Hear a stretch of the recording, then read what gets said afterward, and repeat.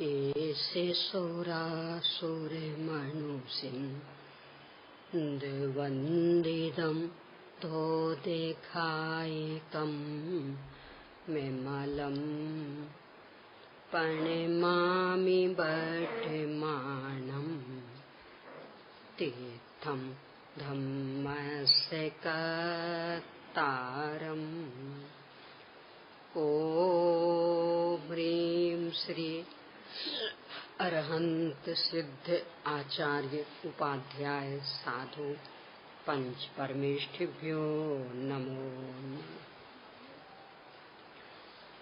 अपना जीवन सुख शांति में बनाने हेतु संपूर्ण जीनागम को 5 बिंदुओं में गर्भित करके उन पर चर्चा के बाद में उसका निष्कर्ष स्वानुभव, शुद्धोपयोग दशा, सम्यक रत्नत्रय संपन्न जीवन, अतीन्द्रिय आनंदमय अवस्था कैसे व्यक्त हो, इस संदर्भ में समयसार जी की 144वीं गाथा की टीका के माध्यम से अपनी चर्चा चल रही है। यहाँ तक अपन चर्चा कर चुके हैं कि अपने पास मूल साधन रूप में बस एक ही चीज उपलब्ध है, व्यक्त ज्ञान। राग आदि तो बेकार है, तो वे तो साधन बनेंगे नहीं। तो प्रगट ज्ञान है, ये चूंकि शुद्ध है, सम्यक मिथ्या का भेद अलग प्रकार से और शुद्धता का भेद उखाड़ के आधार से, व्यक्तता के आधार से। तो जितना जो व्यक्त है वह शुद्ध है, मिथ्या तो हुआ तो वह मिथ्या कहलाता है, सम्यक तो हुआ तो ये सम्यक तो कहलाता है। पर जो व्यक्तता है वह शुद्धता है, वह उसका अनुजीवी पना है। तो चूंकि ये शुद्ध है, स्वच्छ है, इसलिए आत्म कल्याण हेतु ये साधन बनता है। रागादि विकारी भाव तो अशुद्ध है, अस्वच्छ है, तो वे तो साधन नहीं बन सकते, उन्हें तो मिटाना है।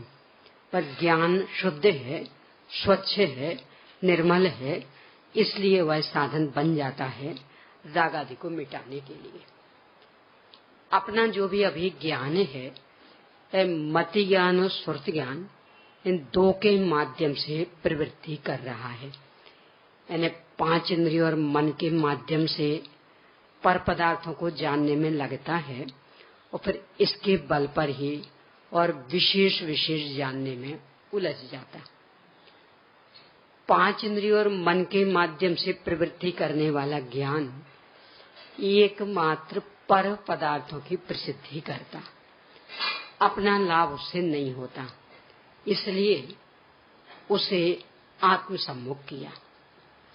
उसके विशेष विशेष को जानने वाला ज्ञान ये भी एक प्रकार से पर की ही प्रसिद्धि करता और आकुलता उत्पन्न करता है, क्योंकि वस्तु तो अनंत धर्मात्मक है और ये विशेष विशेष रूप में एक एक धर्म को जानता।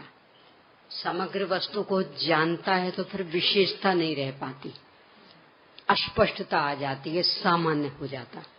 और विशेष विशेष जानने जाता है तो यद्यपि स्पष्टता आती है, पर वो वस्तु का एक एक अंश होता है, एक गुण, एक धर्म, एक स्वभाव, एक शक्ति। और एक में तो कभी किसी को भी एक अंश में तो तृप्ति मिलने वाली नहीं है, क्योंकि वस्तु एक अंश वाली है भी नहीं। इसलिए एक अंश को जानने वाले ज्ञान के माध्यम से भी आकुलता ही हाथ लगती। अब उसे समाप्त करना है तो कैसे समाप्त हो, आज अपनी चर्चा यहाँ से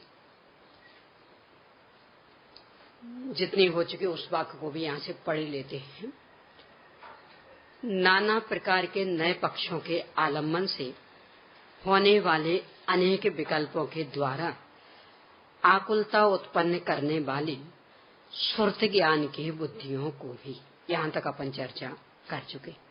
अब इससे आगे इनको भी मर्यादा में लाकर सुरत ज्ञान तत्व को भी आत्म सन्मुख करता हुआ, इस पर पहली चर्चा कि इनको भी मर्यादा में लाए, सीमा में लाए।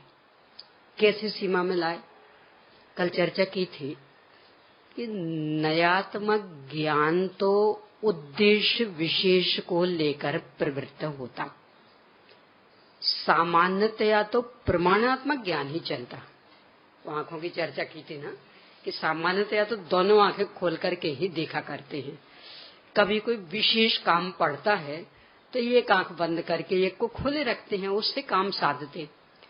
तो ये जो एक बंद की और एक खोली रखी, वो तो विशिष्ट स्थिति में, उस विशिष्ट स्थिति में यद्यपि वो विशिष्ट प्रयोजन सिद्ध करना होता है, पर वह भी किस लिए? वो घड़ी साज का उदाहरण लिया था, कहने घड़ी साज घड़ी को सुधारने के लिए एक आंख बंद करता और वो लगा करके पूरी दृष्टि एक पे केंद्रित करके घड़ी सुधारता। तो ये तो एक उस समय का उद्देश्य हुआ, पर ये किस लिए कर रहा है? पैसे मिले, ख्याति भी हो, तो बाकी जीवन हमारा सुख शांति से बीते, फिर एक आंख बंद करने की आवश्यकता नहीं पड़े, बाकी समय हम दोनों आंखों से देखें। इसके लिए तो कर रहा है ना कि एक आंख फोड़ने के लिए। तो इसका मतलब उसका भी उद्देश्य यही है कि इतना कुछ हमें मिल जाए कि जिससे फिर एक एक आंख बंद न करनी पड़े, हमेशा दोनों आंख खुली रहे।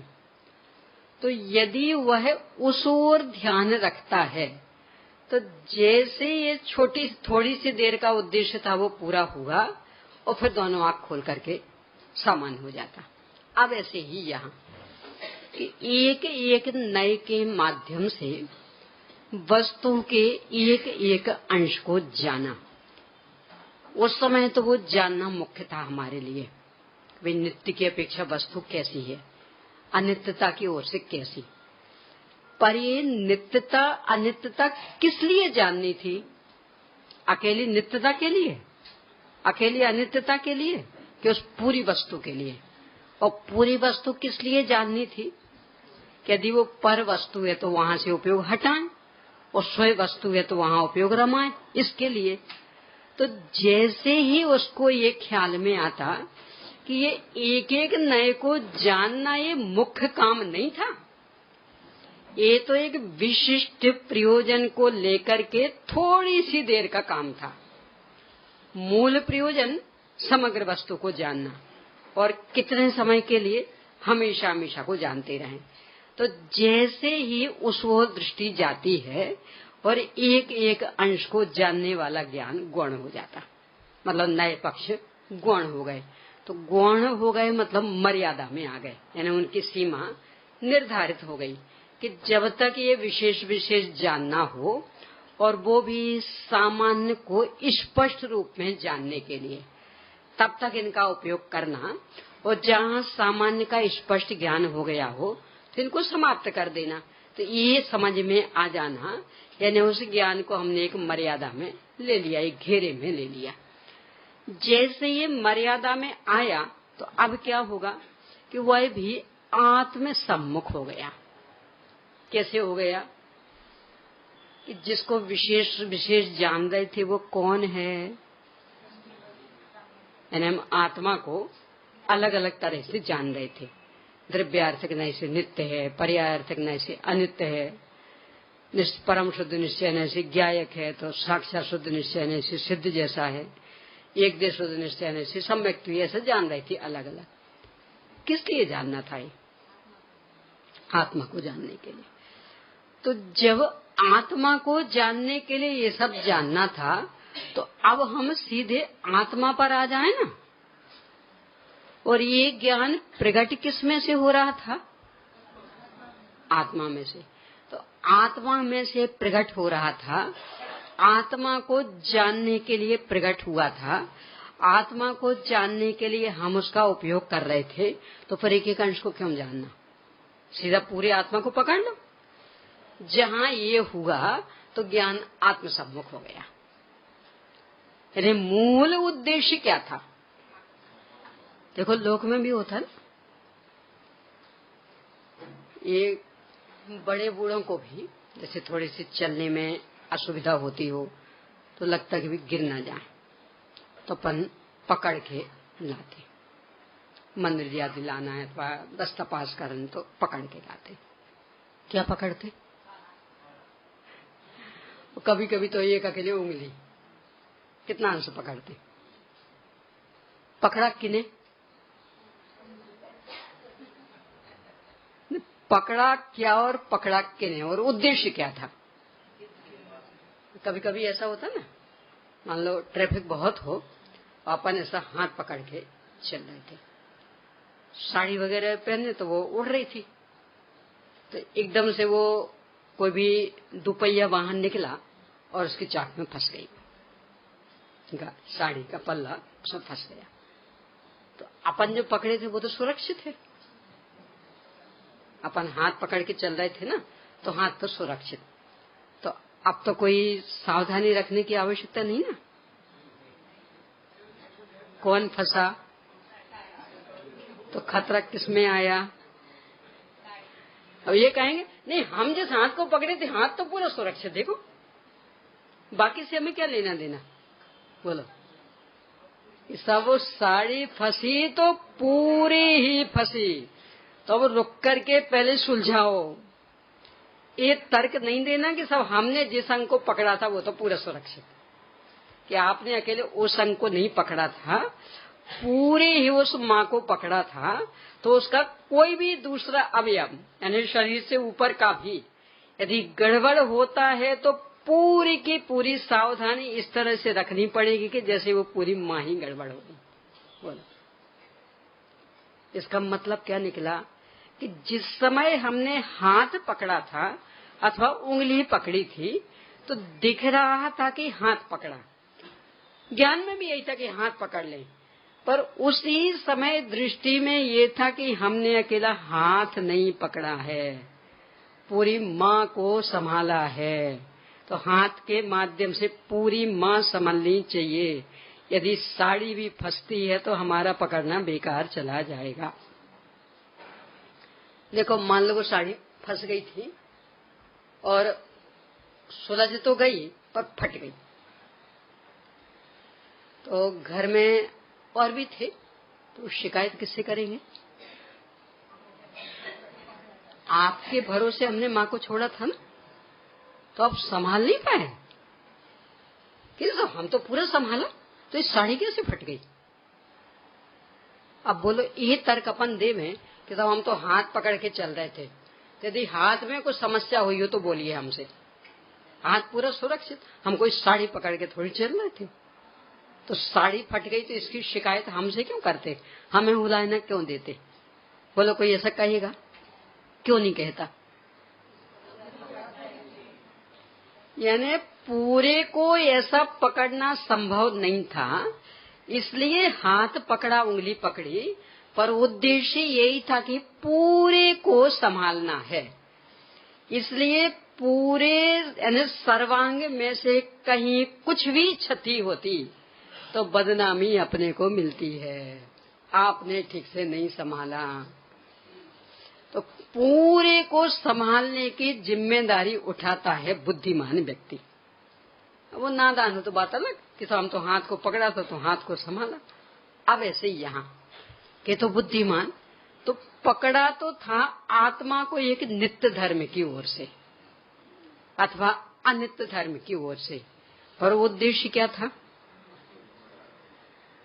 तो अब यदि पूरा आत्मा नहीं समझा तो लाभ कैसे मिलेगा? यानी उस माँ की यदि साड़ी भी फंस गई तो बोलो अब अगली बार उनके बेटे बहू आपके भरोसे छोड़ेंगे? और आप तर्क देना, सब माँ को देखो कहीं चोट आई हो तो, और साड़ी फंस गई फट गई तो फट गई।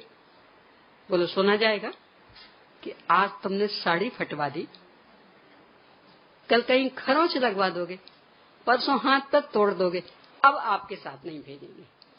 बोलो यही परिणाम निकलेगा कि नहीं? तो वो साड़ी फटी कि माँ की असावधानी अपन ने बरती।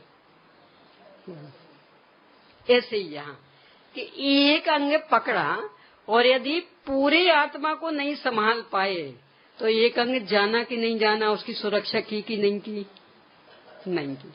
तो कब सुरक्षा कहलाएगी कि उसके बल पर पूरे आत्मा को संभाल लेवें। और क्यों? क्योंकि वो उस आत्मा का ही अंश है।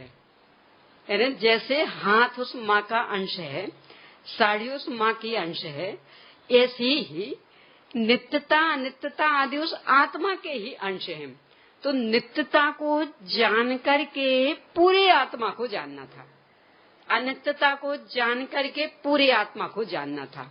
और यहाँ तो और भी एक बात, उदाहरण तो हमेशा एक देश होते ना, तो वहां तो सर्वांग लागू नहीं पड़ेगा, तो वहां तो वो साड़ी माँ से अलग भी है। आज कोई पहने, कल दूसरी पहन लेंगे, तो किस किस को संभालोगे आप? पर यहाँ ऐसा नहीं है। यहाँ तो प्रत्येक पर्याय उस आत्मा में से ही निकल रही है, आत्मा ही पूरा उसमें व्याप्त है और व्यय होकर के आत्मा में ही समा जाती है। इसलिए उसके अतिरिक्त आत्मा कहीं मिलने वाला नहीं है। यानी वो माँ तो उस साड़ी के अतिरिक्त मिल जाएगी तो कदाचित आप साड़ी की उपेक्षा करो तो चल जाएगा, पर यहाँ पर्याय के बिना आत्मा। कोई अपने प्रसिद्ध है ना इसका ही उदाहरण, आनंद वाले बोल में मिट्टी के अनेक अनेक बर्तन, घड़ा है, सुराही है, कुल्हड़ है, तो हमें तो मिट्टी चाहिए। तो इस उदाहरण को थोड़ा और व्यापक कर लें, क्योंकि मिट्टी तो कोई लेना नहीं चाहता कि हमें तो सब सोना चाहिए। तो सोना खरीदने गए तो स्वर्णकार ने एक हार बताया, यानी अपने को मान लो 100 ग्राम सोना चाहिए था, तो 100 ग्राम का एक हार था। हार बता, देखो सब हमें हार नहीं चाहिए, हमें सोना चाहिए। तो उसने कंगन बता दिया, हमें कंगन नहीं चाहिए ना, हमें सोना चाहिए। तो मान लो उसने सीधा बिस्किट ही रख दिया, हमें बिस्किट नहीं चाहिए, हमें सोना चाहिए। बोलो कहाँ मिलेगा सोना? कि जब भी मिलेगा तो किसी न किसी आकार प्रकार में ही मिलेगा। ये हो सकता आप हार नहीं खरीदो, कंगन नहीं खरीदो, सीधा बिस्किट खरीद लो, पर कोई सा भी आकार नहीं लो और सोना मिल जाए, ऐसा होने वाला नहीं है। यानी द्रव्य हमेशा पर्याय में ही मिलेगा, वो पर्याय रूप से परिणमित है। तो ये ज्ञान पर्याय में आत्मा परिणमित है, तो ज्ञान पर्याय को ज्ञान पर्याय रूप में मत देखिए, आत्मा देखिए। यानी उसको हार रूप में क्यों देखते? आप सोना देख लीजिए ना, आपको 100 ग्राम सोना चाहिए, आप देखिए इसमें 100 ग्राम है कि नहीं, कि नहीं, अभी तो हार है। कि अकेला हार नहीं है, हार के साथ कुछ और भी है। यानी हार तो वो आकार है और सोना तो वो सोना देख लीजिए ना, कि सब हार का आकार तो हम सोना कैसे देखें?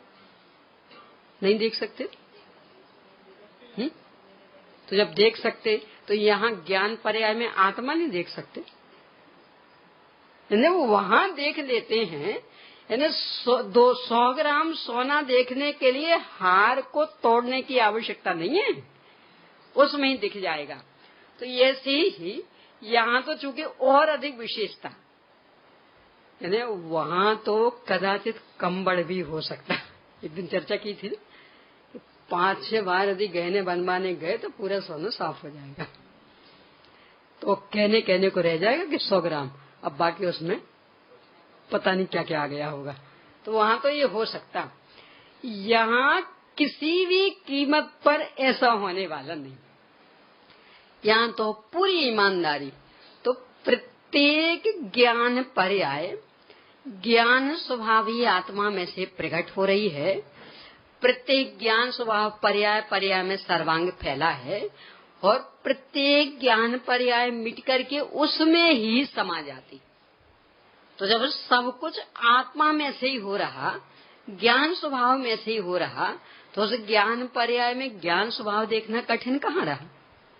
तो इस ज्ञान पर्याय में हमने ज्ञान स्वभाव देख लिया, यानी सुरत ज्ञान तत्व को आत्म सम्मुख कर लिया। आत्मा कैसा है?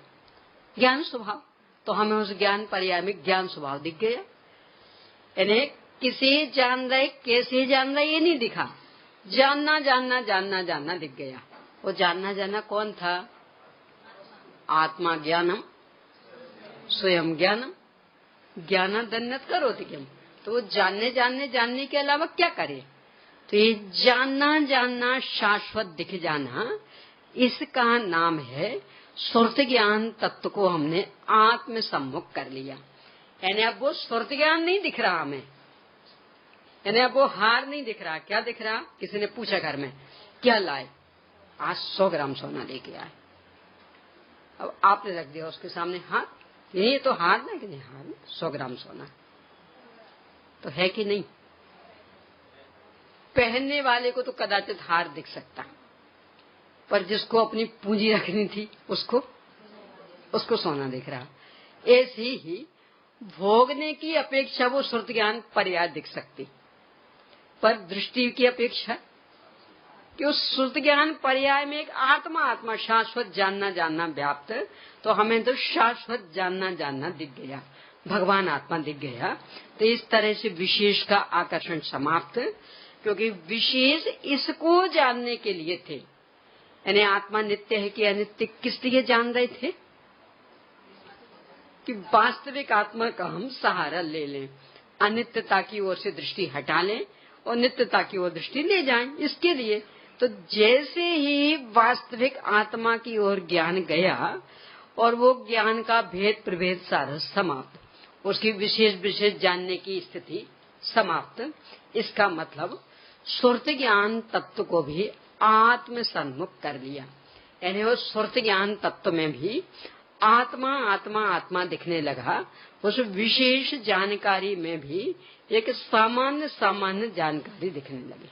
देखो हर क्षेत्र में ऐसा होता, लोक में भी और अलोक में भी। लोक में तो रोज ही निभाते। आपको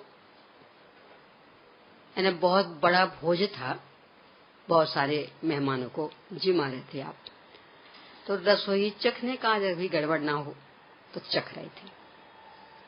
तो आपको दाल दी चखने को कि चखना इसमें नमक कैसा है, तो आपने चखा।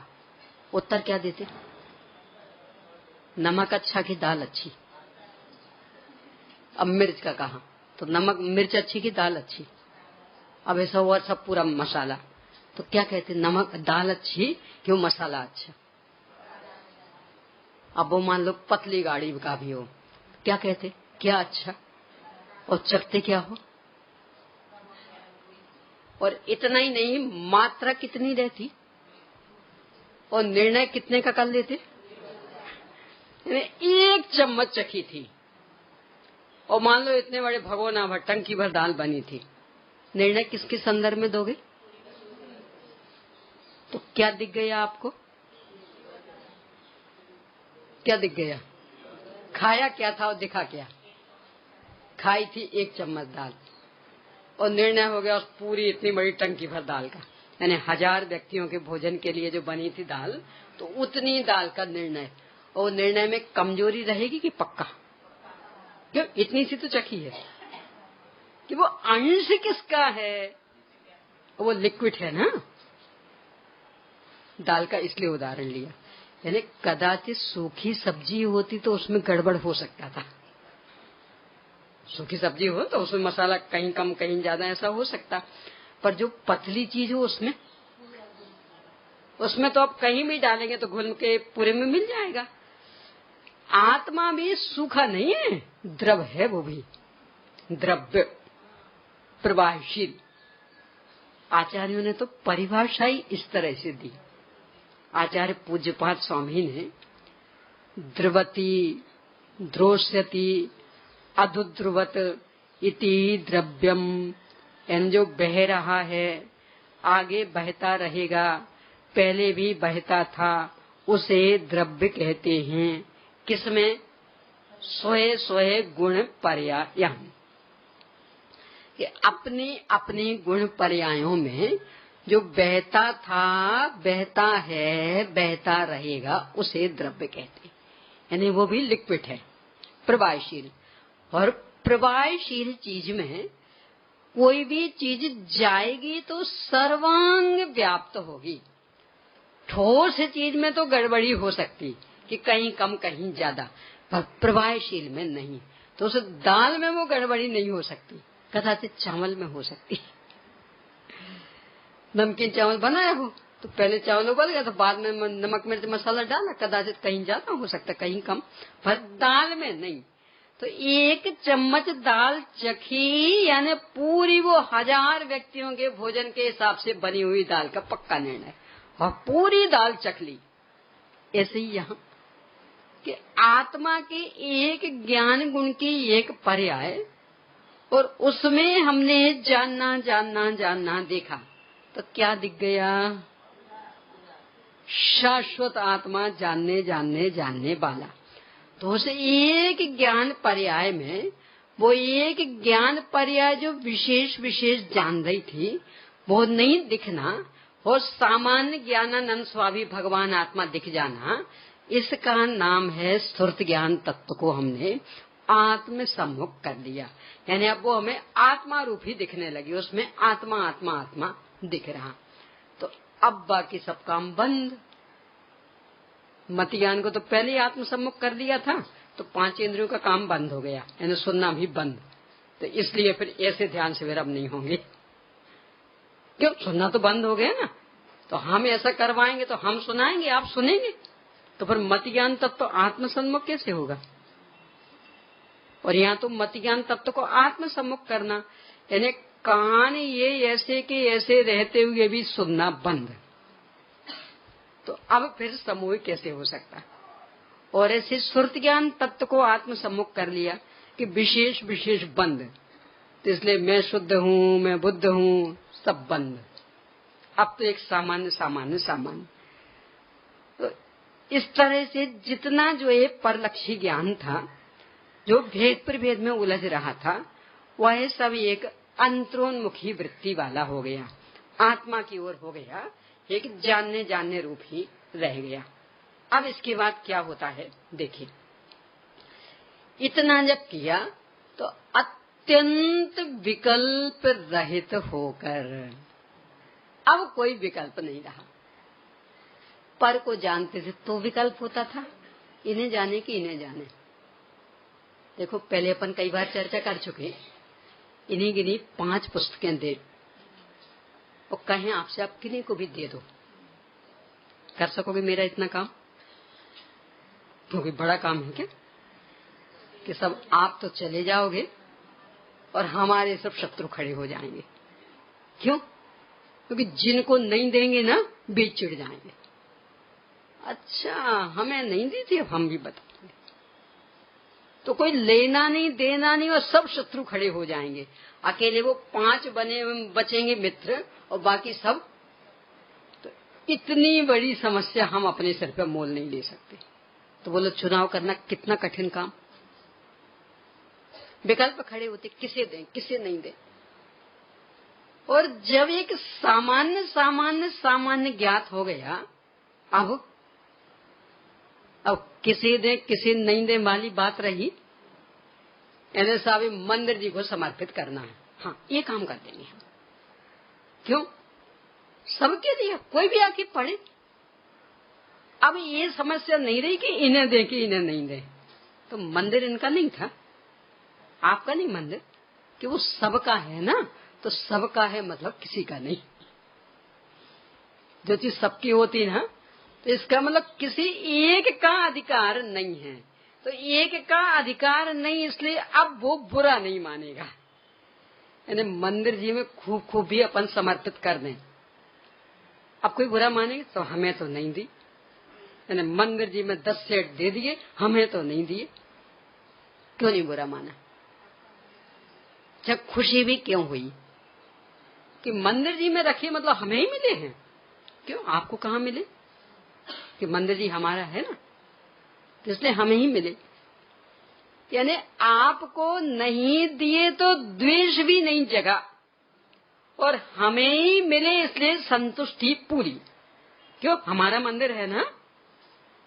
तो मंदिर जी में रखे, अरे हम ही पढ़ने के अधिकारी, अब कोई रोक टोक है ही नहीं। ऐसे ही यहाँ कि जहाँ ये सामान्य तत्व ख्याल में आया तो अब हम मिले कि नहीं मिले अपने को समस्या खत्म, क्योंकि हर पर्याय में सामान्य चल रहा और वो परिपूर्ण है, वो सर्वांश है, वो अभेद अखंड अनंत अनंत वैभव संपन्न, इसलिए सब कुछ मिल गया।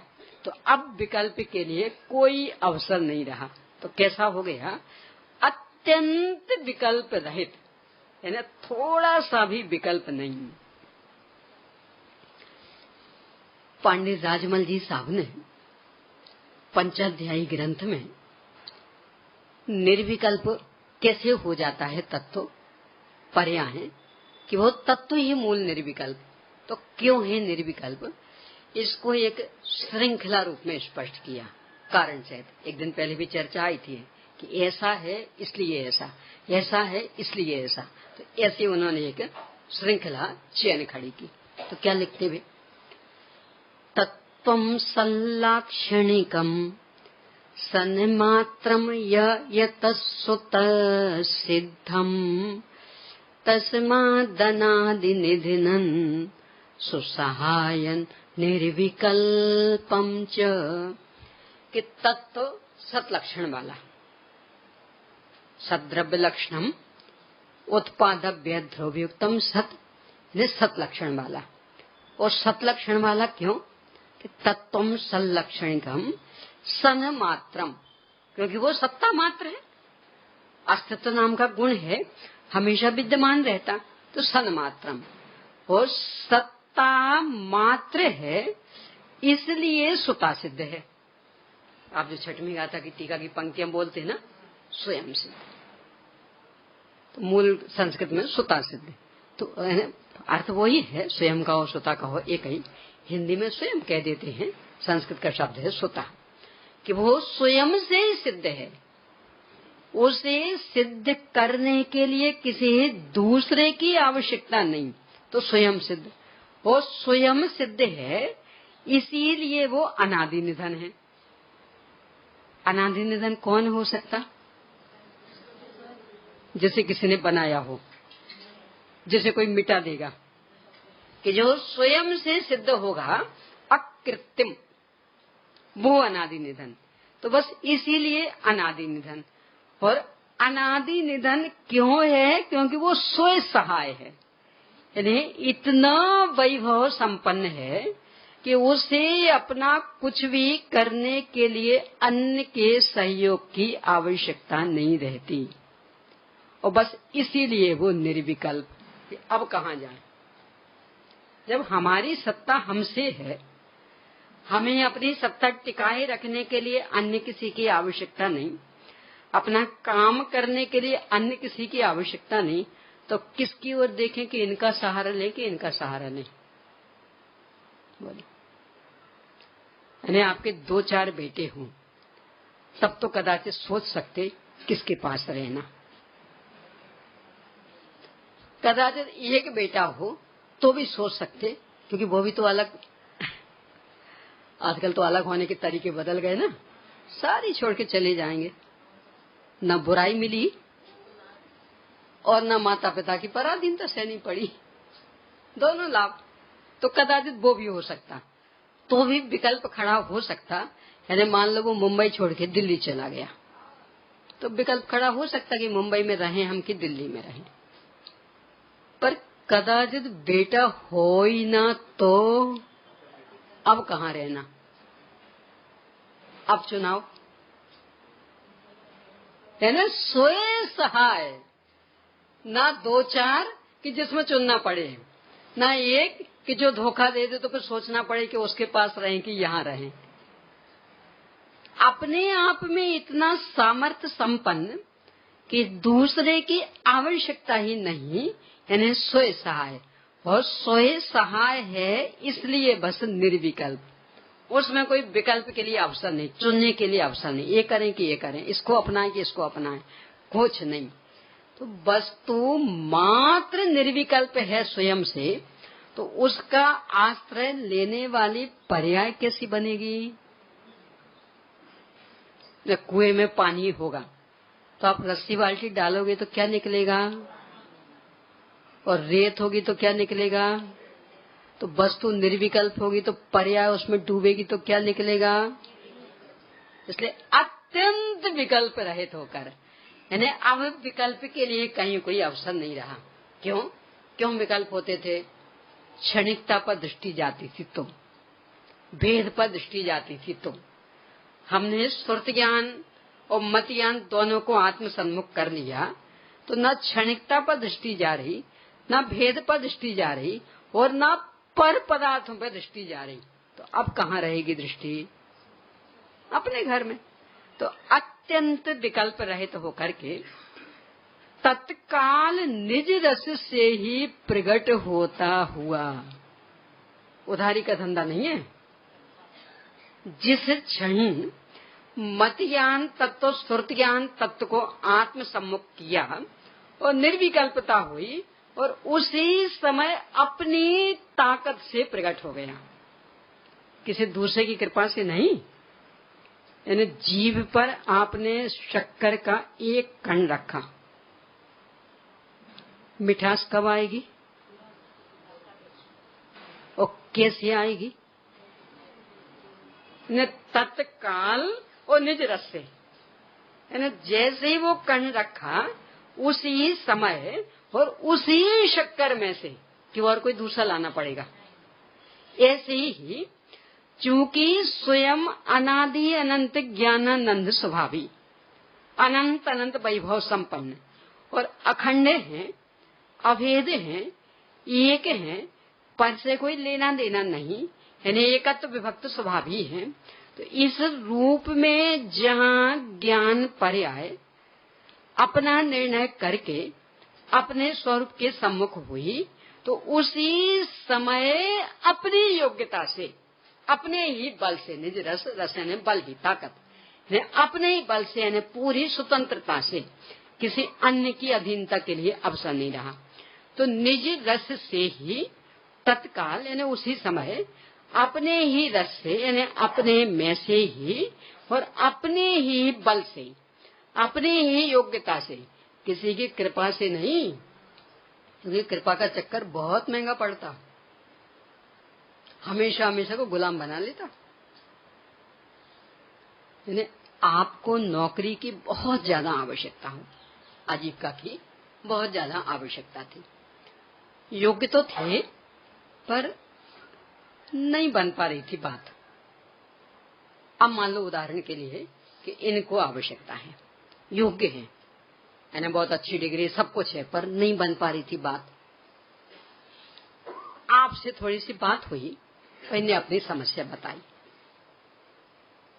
आपने कहा देखो है तो कठिन, पर फिर भी मैं करती हूँ कोशिश। और आपने कोशिश की और इनकी नौकरी लग गई, और अच्छी, यानी बढ़िया पे और स्थायी भी। बहुत खुश, आपको धन्यवाद दिया। अब इतने से काम चल जाएगा ना।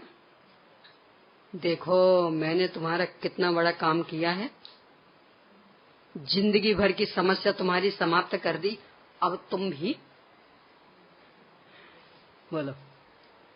और कितनी गुलामी, अरे यहाँ तो काम कर दिया तो गुलामी करना स्वाभाविक है। अपनी तो ऐसी भी गुलामी चलती, कभी कदाचित काम पड़ गया तो, यानी जहां अपन रहते हो वहां डॉक्टर भी रहते हो, अपना फैमिली डॉक्टर अलग हो, पर जहां अपन रहते हो वहां भी डॉक्टर है। अब होली दिवाली आएगी, क्या करोगे, उसके यहाँ भी पैकेट। क्यों, अरे सब फैमिली डॉक्टर तो दूर रहता है, कभी कदाचित आधी रात को जरूरत पड़ी तो बगल में ही है ना डॉक्टर भैया, ये तत्काल आ जाएंगे। अब जरूरत पड़ेगी कि नहीं पड़ेगी ठिकाना नहीं, पर कभी कदाचित पड़ी तो, इस तो के चक्कर में हर होली दिवाली को भेंट देते रहते। बोलो चलता नहीं चलता, ऐसा हर एक में लगा लेना। कोई वकील साहब रहते हो पास में, कोई भी ऐसे जो जिन जिन की अपने को आवश्यकता पड़ती और वे आसपास में ही रहते हो, तो बोलो कितनी भेंट चढ़ती रहती है उनको। घर में विवाह वगैरह हो, उनसे कोई नाता रिश्ता नहीं, पर फिर भी क्यों बुलाते, क्यों गिफ्ट बेबी क्यों देते और अपन भी क्यों देते फिर उनको। कभी कदाचित तो अपनी तो ऐसी गुलामी करने की आदत, यानी उस तो के चक्कर में भी गुलाम बने रहेंगे। पूरी जिंदगी भर भी हो सकता कभी अवसर ही नहीं मिला, पर कभी पड़ गया तो इस तो के चक्कर में लगे रहेंगे। अब कैसे निर्विकल्प हो पाएंगे। और यहाँ कि जो है सब कुछ मेरे में है ना, मेरे में से व्यक्त हुआ है ना, इसलिए कहीं कोई गुलामी के लिए अवसर नहीं। तो जो भी आनंद प्रकट हुआ वो निज रस से और तत्काल उसी समय, अधीनता के लिए कहीं कोई अवसर नहीं। तो निज रस से ही प्रकट होता हुआ। और कैसा, आदि मध्य और अंत से रहित। वो जो आनंद प्रगटा वो तो अभी प्रगटा, पर जिसके आश्रय से प्रगटा। देखो ऐसा लें, आप बहुत परेशान हो रहे थे आर्थिक दृष्टि से। अपना वो डॉक्टर साहब का उदाहरण ले लें, करोड़पति रिक्शे वाला। अच्छा उदाहरण, पूरा उतना विस्तार नहीं दूंगी, मुझे बस उसमें से जितनी बात लेनी वो कि आपके पिताजी आपके नाम से जमा कर गए थे, आपको पता नहीं था। जो भी रहा सहा था वो सब खा पी करके खत्म। अब बहुत परेशान, एक एक दिन का जीवन मुश्किल हो रहा। अब इसके बाद पता लग गया कि इतने करोड़ रुपए आपके ही हैं बैंक में, अभी मिला नहीं है, पर आपका क्या होगा। अब अभी जो लग रहा, हे भगवान आज तो पेट भर गया, कल का क्या होगा। अब अभी हाथ में आया कहाँ है, तो किसके बल पर, किसके बल पर सुखी हो गए। अब मान लो थोड़ा सा इसको और बढ़ाएं। बैंक ने कहा कि देखो इतनी बड़ी रकम तो सीधे तो हम नहीं दे सकते हैं, पर आपको 1 वर्ष तक के लिए पूरी पूरी सुविधाएं देंगे हम। इतनी रकम का पूरा ब्याज देंगे, आप बढ़िया आराम से मकान खरीदना चाहे मकान खरीद लो, उसको बिना ब्याज की रकम देंगे हम।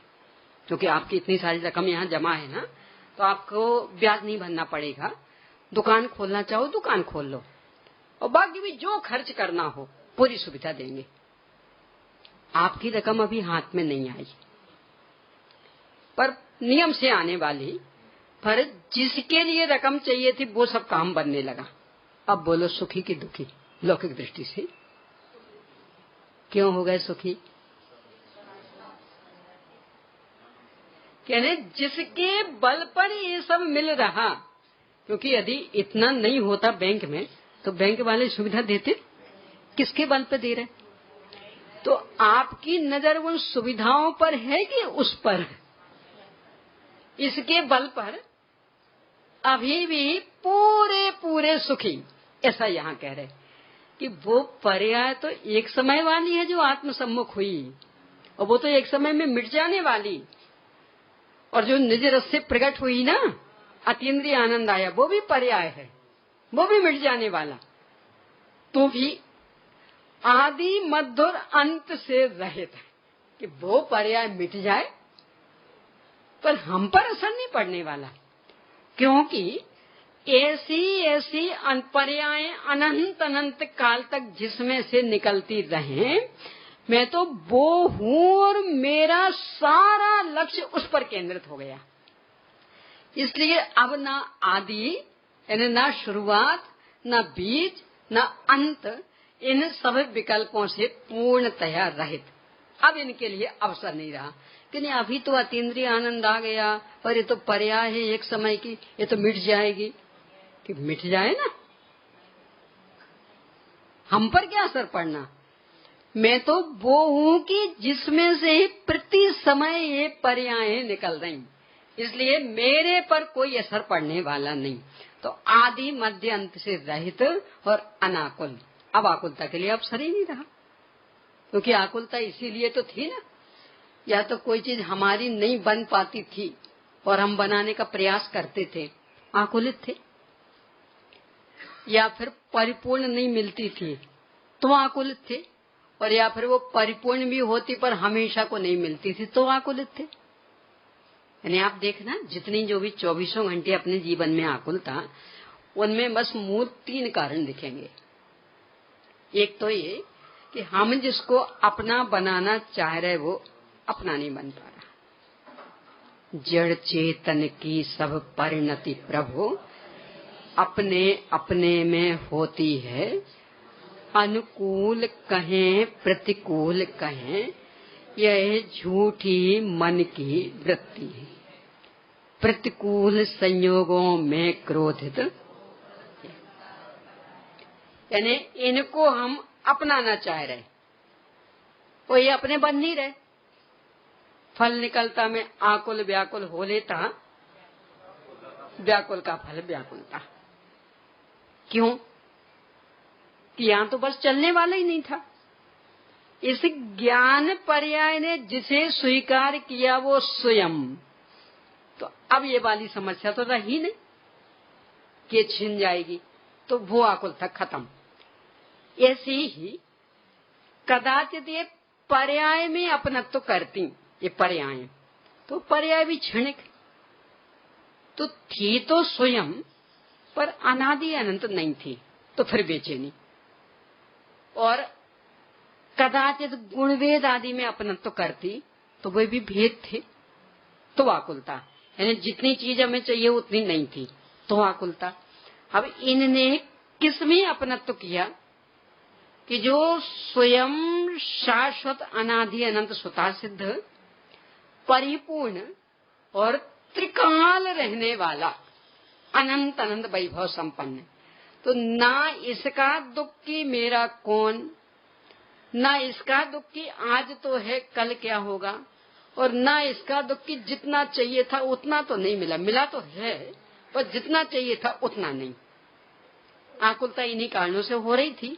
यहाँ ये तीनों कारण नहीं है, इसलिए अनाकुल। तो अनाकुल और केवल एक है, निर्विकल्प हुआ है ना, अत्यंत विकल्प रहित। दो में कभी निर्विकल्प नहीं हो सकता। एक साथ 2 गाड़ी में बैठ सकते, और कदाचित एक साथ 2 आपके सामने आ जाएं तो क्या होगा? इसमें बैठेंगे, इसमें बैठेंगे, इसमें बैठेंगे, इसमें बैठेंगे, बोलो कितनी मुश्किल जाती। और एक ही आई हो तो सीधे गए हो, फटाक से बैठ गए। यहाँ चूंकि एक है, इसलिए दुविधा के लिए कोई अवसर नहीं है। क्यों? स्वभाव ही एकत्व विभक्त, हमारा हमेशा एक रहेगा, बाकी सबसे भिन्नता। तो एकत्व विभक्त स्वभाव होने के कारण 2 को लेकर के जो दुविधा चलती ये कि ये, और वो दुविधा कभी कभी तो कितनी भारी पड़ जाती। एक दिन चर्चा की थी ना, खूब सारे कपड़े हों और किसी कार्यक्रम में जाना हो, तो कभी कभी तो कितनी भारी पड़ जाती, उतार उतार के भी ये जची नहीं, उस कार्यक्रम की लायक नहीं। 5-7 मिनट इसी में माथा पच्ची हो जाए तो सुख मिला ना। और कदाचित ऐसे कपड़े हो कि बार बार हाथ वगैरह तो हाथ दुखने लगे। क्यों हाथ क्यों दुखने लगे? कपड़े पहनने में हाथ कि हाँ सब 10 ड्रेसें बदली, तो कितना मजा दिया उन 10 ड्रेसों ने। तो ये कहीं होती तो यहाँ कह रहे एक है, इसलिए दुविधा के लिए कोई अवसर नहीं। गुरुदेव सिंह का बात, एकड़े एक और बगड़े बे, कि बे हुए और बिगड़ा, दुविधा दुविधा दुविधा। यहाँ एक है, और एक है इसीलिए इतना स्पष्ट हो गया कि संपूर्ण ही विश्व पर मानो तैरता हो। जब अकेला एक हो ना, यानी सूर्य एक है, कहाँ है सूर्य? हमें तो नहीं दिख रहा, होगा ना ऐसा? कह रहे कहीं भी देखो तो दिख जाएगा, क्योंकि वो एक है। ऐसे ही भगवान आत्मा इस संपूर्ण विश्व पर मानो तैर रहा है। ये रहा ना, ये जानने वाला मैं कहाँ छिपा? नित्य उद्योतमान कब छिपा? कहाँ छिपा था? अपनी नजरे के, क्या है वो, अपनी नजरे ने आल से निरख्या न, क्या पूरा वाक्य बोले? नयन ने आल से निरख्या न मैंने हरि, ऐसा कुछ वाक्य बोलते थे गुरुदेव से, कि अपनी ही दृष्टि के आलस से मैंने भगवान नहीं देखा। भगवान छिपा था इसलिए कि आलस की वशीभूत हो गए। तो सुधार कहाँ करना था? अब यहाँ आत्म सम्मुख हुए मतलब आलस खत्म। तो ये तो पूरे विश्व के ऊपर तैर रहा है। तैर रहा मतलब क्या कहना चाहते? एकदम स्पष्ट, यानी कहीं छिपा हुआ नहीं, अलग से खोजने के लिए नहीं जाने, एकदम स्पष्ट दिख रहा कि ये मैं, ये शाश्वत तत्व में। सब हथेली पर रख के आत्मा बताओ। तेरे हथेली पर रख के नहीं, हम हथेली में बता रहे हैं। हथेली पर रख के क्या देखना? क्योंकि जब रखेंगे तब देखोगे। हम तो हथेली में, यहाँ है कि नहीं आत्मा? ऐसा करो। अरे सब क्यों ऐसा क्यों बोले? तो क्या दिख गया? आत्मा दिख गया कि नहीं दिख गया? सब आप तो हथेली पर रख के बताओ आत्मा। अरे हथेली पर नहीं, आप हथेली में देख लो, कहीं भी करो। दिखा नहीं दिखा? इसका मतलब संपूर्ण विश्व पर मानो तैर रहा है, यानी एकदम स्पष्ट खुल करके दिख रहा कि ये रहा मैं, ये जानने वाला तत्व में, निरंतर हर पर्याय में व्यक्त। और चूंकि मैं स्वयं, मेरे में से ही मुझे सब कुछ मिलना है, अन्य में से कहीं भी कुछ नहीं मिलना, इसलिए मेरे लिए एकमात्र मैं ही सब कुछ। बाकी का होना और नहीं होना मेरे लिए कुछ मायने ही नहीं रखता। पहले अपन चर्चा कर चुके कि अनंतानंत सिद्ध भगवान अव्ययवाद सुखी, चाहेंगे नहीं पर चाहे मान लो तो अपने एक समय के दुख को मेट सकते, मात्र एक समय के दुख को।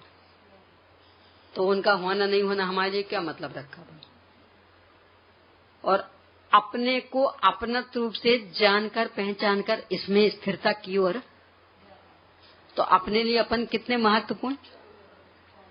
अब जैसे सिद्ध भगवान ना, तो वे अव्ययवाद सुखी बे नहीं मेट पा रहे, तो बाकी की तो बात क्या करें।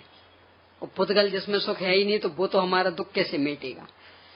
यानी सारा विश्व एक और हमारे लिए बिल्कुल नगण्य, यानी उसका होना नहीं होना कोई मायने नहीं रख रहा, और हम एक और सर्वे सर्वा, यानी सब कुछ मुझे मुझ में से मिलना है। ऐसा होता ना सती के लिए एक पति, तो पति जिंदा तो सती सौभाग्यशाली। अब अकेला बस वो पति नहीं हो, तो बाकी विश्व में कितने पुरुष हों कि वो सती सौभाग्यशाली कहलाए। तो उसके लिए दुनिया में कितने पुरुष, बाकी यानी उसके बल पर सुहाग टिकना तो बस अकेला वो पुरुष, बाकी से कोई लेना देना नहीं, हो तो और नहीं हो तो। ऐसे ही अपने लिए अपना शाश्वत तत्व, तो बस एकमात्र ये ही अपने लिए द्रव्य, बाकी कुछ मायने नहीं रखते।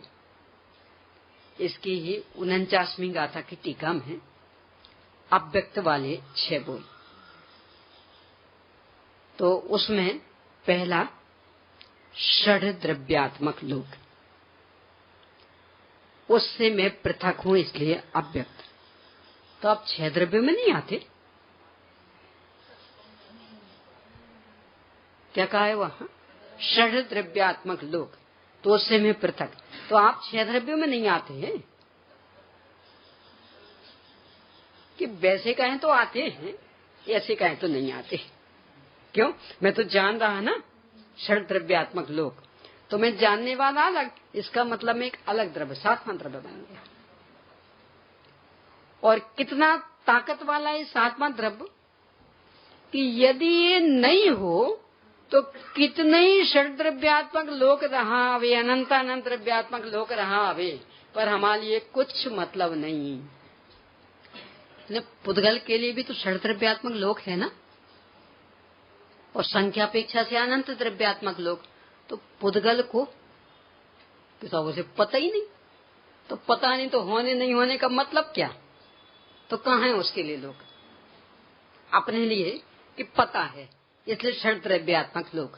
पर अकेला पता है इतनी नहीं, उसमें से मैंने अपने को उन सब से भिन्न अनुभव कर लिया, इसलिए मैं ये इतना स्पष्ट दिखने लगा और सर्वे सर्वा रूप में कि बस अकेला मैं ही मैं हूँ और कुछ है ही नहीं इस विश्व में, है ना। सब कुछ होते हुए भी मेरे लिए कुछ नहीं, तो संपूर्ण ही विश्व पर मानो तैरने लगा, एकदम स्पष्ट है ये हूं ना मैं, और संपूर्ण विश्व पर न, संपूर्ण द्रव विश्व नीचे और मैं उससे ऊपर, इतना स्पष्ट अनुभव में आ गया। यानी बाकी से कुछ लेना देना नहीं रहा। एक और राम कि सारा गांव सारा विश्व एक और मैं अकेला एक और इतना ताकत वाला। तराजू के पलड़े का उदाहरण देते नहीं, बोल तराजू के पलड़े पर एक और रखें अपने को मात्र, और अपने में भी कौन कौन सा अपना? शाश्वत ध्रुव तत्व, यानी पर्यायों को भी नहीं रखना। और जब पर्याय मात्र कोई नहीं रखना तो शुद्ध शुद्ध के भेद के लिए कहाँ अवसर रहा? अकेले शाश्वत ध्रुव तत्व, क्योंकि पर्याय तो रखने का काम कर रही है, तो वो यदि बैठ जाएगी तो रखेगा कौन फिर? तराजू के पलड़े पर कोई रखने वाला चाहिए ना, तो पर्याय तो रखने का काम कर रही है, तो वो तो बैठ नहीं सकती उस पर। तो एक और उसने रखा केवल शाश्वत ध्रुव तत्व, अपन जो ज्ञानानंद स्वामी भगवान आत्मा, और दूसरे पर रखा अपनी सारी पर्यायें, गुण भेद, स्वभाव भेद, शक्ति भेद, धर्म भेद, अनंत अनंत जीव अपने को छोड़कर, अनंत अनंत जीव, अनंत अनंत पुद्गल, धर्म धर्म आकाश एक, काल लोक प्रमाण असंख्यात, ये एक पलड़े पर। भारी कौन होगा, नीचे कौन दबना चाहिए? कि जिस पर हम बैठे अकेले शाश्वत, वो इतना भारी कि बिल्कुल जमीन को छू रहा है, वो इतना सब रख दिया तो भी इतना हल्का कि वो बिल्कुल यूं टिका, यानी यूं चल रहा तराजू का पलड़ा। इस तरह से शाश्वत ध्रुव तत्व दिखने लगना, इसका नाम है संपूर्ण विश्व पर मानव तैर रहा, यानी एकदम मैंने हिलता नहीं, इतना वजनी। क्यों? सब कुछ इसमें से मिलना, पर में तो कुछ मिलना ही नहीं, तो होना नहीं होना कोई मतलब नहीं, तो इतना वजनदार तत्व लगने लगा। इसलिए अब वो छिपने वाला नहीं है, गौण होने वाला नहीं है, एकदम स्पष्ट तैरता है, यानी स्पष्ट हमारी दृष्टि में आ गया। इसके बल पर अतीन्द्रियानंद प्रकटा। अब आगे और क्या क्या प्रक्रिया है और अभी चर्चा है, समय अभी का हो गया है। चलिए प्रश्न के लिए, श्रुत ज्ञान तत्व को आत्म सम्मुख करने की विधि बताइए।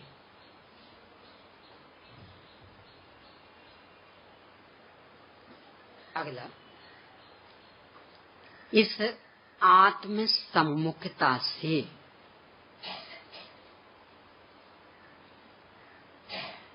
अत्यंत विकल्प रहित कैसे हो गए?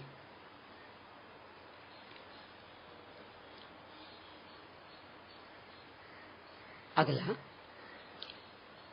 संपूर्ण विश्व के ऊपर मानो तैरता हो, इसका भाव स्पष्ट कीजिए। बस।